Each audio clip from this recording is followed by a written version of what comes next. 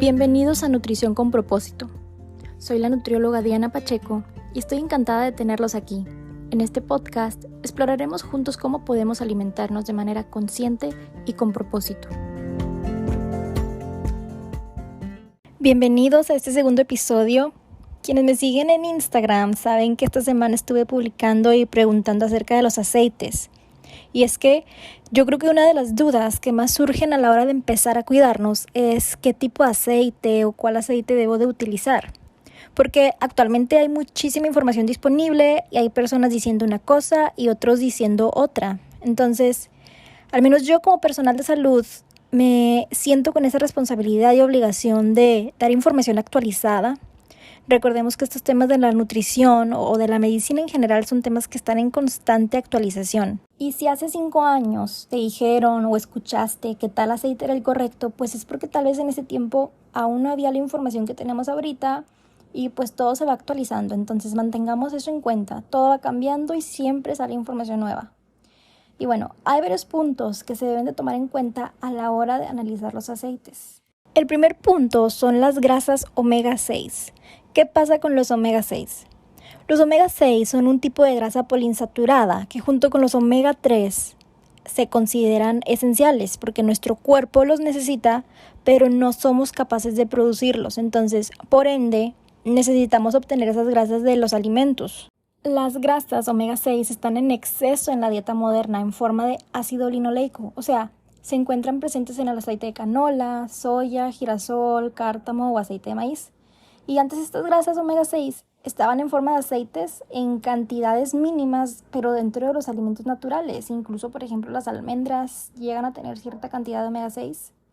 Pero pues en cuestión de décadas se convirtieron parte de nuestra dieta común porque muchas preparaciones o productos industrializados, procesados, se fabrican con aceites. Entonces, inconscientemente estamos consumiendo omega 6 también. Pero los grasos omega 6 o los ácidos grasos omega 6 no son malos. O sea, de hecho son necesarios para el crecimiento celular, síntesis de hormonas, función cerebral. Desempeñan papeles importantes en nuestro sistema inmune y en la respuesta inflamatoria del cuerpo. Lo que pasa aquí es que tenemos un exceso de ácidos grasos omega 6 y nos quedamos abajo en los ácidos grasos omega 3. Y aquí debe de haber un equilibrio, debemos de consumir la misma cantidad.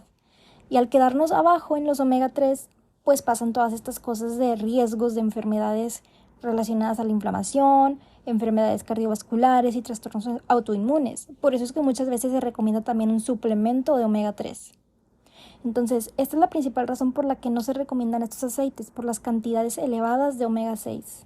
El segundo punto a tomar en cuenta es la utilización de solventes al extraer los aceites de las semillas. Muy seguido se utilizan solventes para obtener una mayor eficiencia en la extracción del aceite. Los solventes más utilizados son el hexano, etanol y metanol. El método de extracción con solventes implica triturar las semillas y luego sumergirlos en el solvente para disolver el aceite contenido en ellos. Después el aceite se separa de la mezcla solvente mediante evaporación o destilación, dejando el aceite libre de solventes residuales. Pero estos solventes, como el hexano, son derivados del petróleo, Entonces muchas personas prefieren consumir aceites que no tengan este tipo de procesamientos o extracciones y evitar pues algún residuo que haya podido quedarse en el aceite.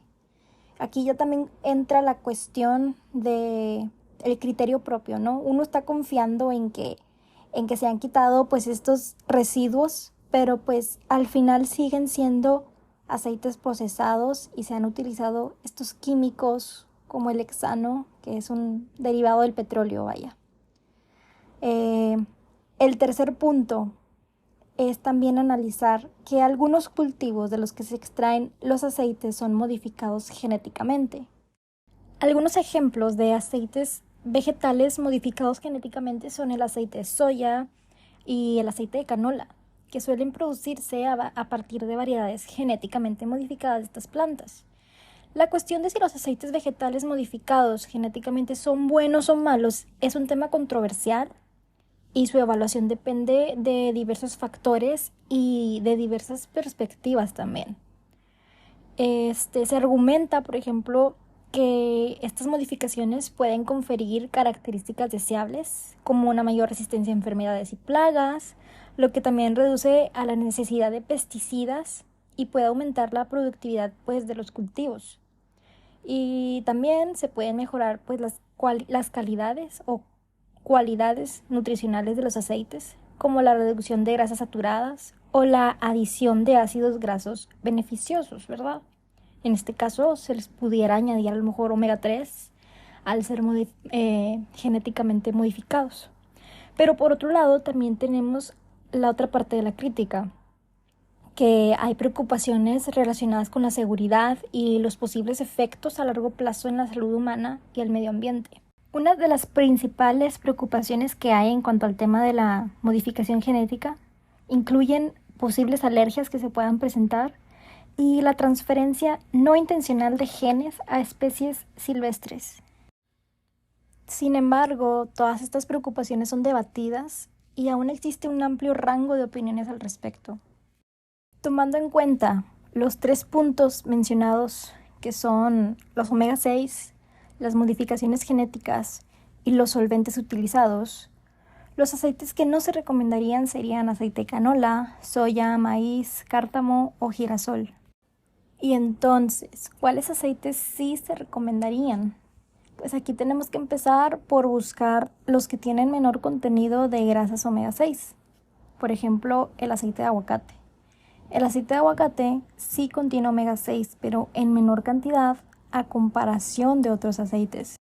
Otro aceite que es bajo en omega 6 es el aceite de coco. Nada más que aquí con el aceite de coco hay mucha controversia.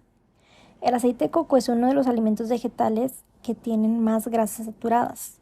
Y durante mucho tiempo se ha creído que el consumo excesivo de grasas saturadas puede aumentar el riesgo de enfermedades cardíacas al elevar los niveles del colesterol LDL, el que se conoce como el colesterol malo.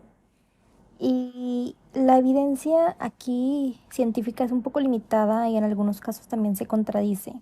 Y los estudios se contradicen porque algunos también dicen que puede aumentar el colesterol HDL, el que se conoce como colesterol bueno. Otro de los productos muy utilizados últimamente para cocinar es la mantequilla clarificada o conocido también como el ghee. Esta mantequilla es una grasa que viene de la mantequilla normal, pero aquí se separa los componentes sólidos y líquidos. Y al hacer esto se eliminan las partes sólidas como las proteínas y el agua y queda pura grasa líquida. Entonces la mantequilla clarificada tiene un sabor rico, un olor distintivo y se puede usar para cocinar también a altas temperaturas porque soporta muy bien el calor sin quemarse. Y puede ser una buena opción para las personas intolerantes a la lactosa, pues se eliminan la mayoría de las proteínas de la leche.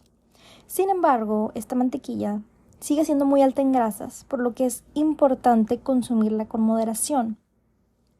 El punto de esta mantequilla o el ghee es que también es muy baja en omega 6, por eso también se recomienda. Sin embargo, sí tomemos en cuenta que es alta en grasas. Pero como todos los aceites son grasa, entonces hay que tener, cualquier aceite que consumamos, debemos de tener cuidado con la moderación. Debemos de incluirlo muy bien en nuestro requerimiento de grasas, que esté bien controlado, ¿verdad? No excedernos porque siguen siendo grasas y las grasas nos van a aportar calorías. Aquí es nada más tener cuidado en esa parte. Y si vamos a escoger una mantequilla clarificada, pues utilizarla nada más con moderación. Otro aceite que también es muy bajo en omega 6 y que es uno de los más recomendados, pero no es recomendado para cocinar, es el aceite de oliva extra virgen. El aceite de oliva extra virgen es conocido en la dieta mediterránea por su excelente fuente de grasas monoinsaturadas, especialmente el ácido oleico.